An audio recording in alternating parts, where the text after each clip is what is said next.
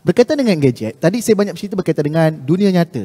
Di sekolah, di rumah pengasuh, mungkin di taman permainan, di rumah sendiri.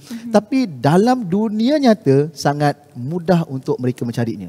Saya pada tahun 2018 pernah mendapat satu information daripada seorang rakan yang berkongsi screenshot satu grup di Telegram yang berkongsi child pornography love, apa lebih kurang macam tu tajuk dia, dan mereka berkongsi gambar dan video lucah kanak-kanak serata dunia. Dan bila mana saya berkongsi benda itu dalam media sosial, dia banyak media sosial yang sangat panggil apa, menjaga kanak-kanak, YouTube, Facebook, dan saya kena ban dengan Facebook. Tapi bila kita sebutkan ini untuk awareness, mereka kembalikan semula saya punya media sosial. Cuma saya nak bagi tahu, mereka ni terlalu banyak akses untuk groom anak-anak kita. Hari ini anak berapa tahun dah dapat gadget? 8, 7 tahun saya rasa. Tapi hari ini kalau saya pergi ke sekolah, dah bermula daripada darjah 1 dah ada yang beli gadget sendiri. Ini bermakna dia simpan duit dan dia beli, dan parents tak pernah memantau dan peduli apa yang anak dia cari di situ. Anak kita hari ini daripada lahir mengikut trend terkini, lahir kena ada akaun Instagram. Lahir saja follower dah ada. Sebab kita merasakan fame itu adalah satu benda yang nak dicari. Kehidupan kita sudah tidak ada privacy lagi. Puan bayangkan hari raya hari itu di Facebook ada seseorang individu yang orang tak kenal pun siapa dia. Dia masukkan dalam grup, dia kata, saya nak bagi duit raya RM50 kepada anak yang kepada puan-puan yang berkongsi gambar anak berpakaian baju raya. Puan berkenaan, ibu-ibu tu no idea siapa individu berkenaan. Tapi mereka masukkan gambar anak dia dengan macam-macam posing, lagi beratus komen. Demi apa? RM50. Dan itu sesiapa pun boleh bagi. Tapi saya nak beritahu adalah mereka akan menggunakan ruang media sosial bukan sekadar menipu mangsa, tapi ibu mampu mangsa itu sendiri. Puan, di Facebook juga pernah ada cerita. Dalam grup tiba-tiba ada seorang lelaki dia claim as doktor.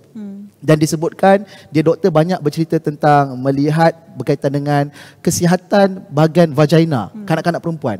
Maka dia kata kalau ada macam masalah keputihan, kemerahan tu, itu maksudnya kena rujuk dengan doktor. Jadi yang teruknya adalah puan, ada ibu-ibu yang post gambar vagina anak dia di ruangan komen.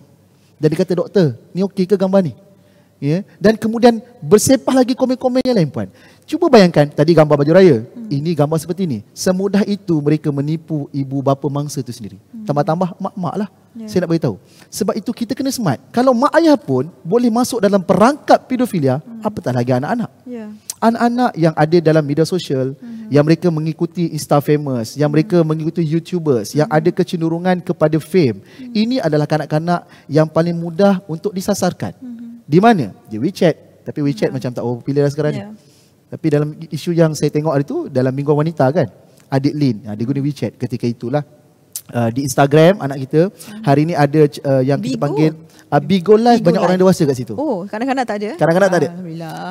Kanak-kanak biasanya Instagram, ada satu lagi apps Omegle, lebih kurang macam itulah. Oh ya. Ada Pluto, ada macam-macam sebenarnya. Omegle tu talk to stranger. Yes. Right. Dan satu lagi terlupa, TikTok. Di mana media sosial yang berkumpulnya kanak-kanak, di sinilah mereka akan cari. Dengan cara apa? Say hello. Sebab budak-budak dia akan bagi tahu emosinya saat itu. I feel lonely. Saya keseorangan. Ini adalah ruang-ruang untuk mereka datang dan mesej, "Hai, apa yang saya boleh bantu?" Sebab itu saya paling nak tekankan ayah kena berperanan dalam rumah. Sebab maaf cakap puan, kadang-kadang tugas mendidik anak-anak banyak ibu yang ke depan. Tapi ayah, ya kita faham ada ayah yang sibuk bekerja, tapi kena beri kasih sayang, panggil apa, pendidikan, panggil semuanya kepada anak, khusus kepada anak perempuan, juga anak lelaki. Sebab kebanyakan dan kadang-kadang kes budak-budak yang diabaikan kasih sayang, rasa cinta seorang ayah pada anak dia sendiri, dia akan mencari cinta di luar. Dia akan cari cinta di dalam internet. Dan peluang itulah yang dicari oleh pemangsa itu sendiri. Jadi kena hati-hatilah. Bila anak kita ada akaun media sosial, kena hati-hati. Dan paling penting, janganlah bagi handphone awal sangat.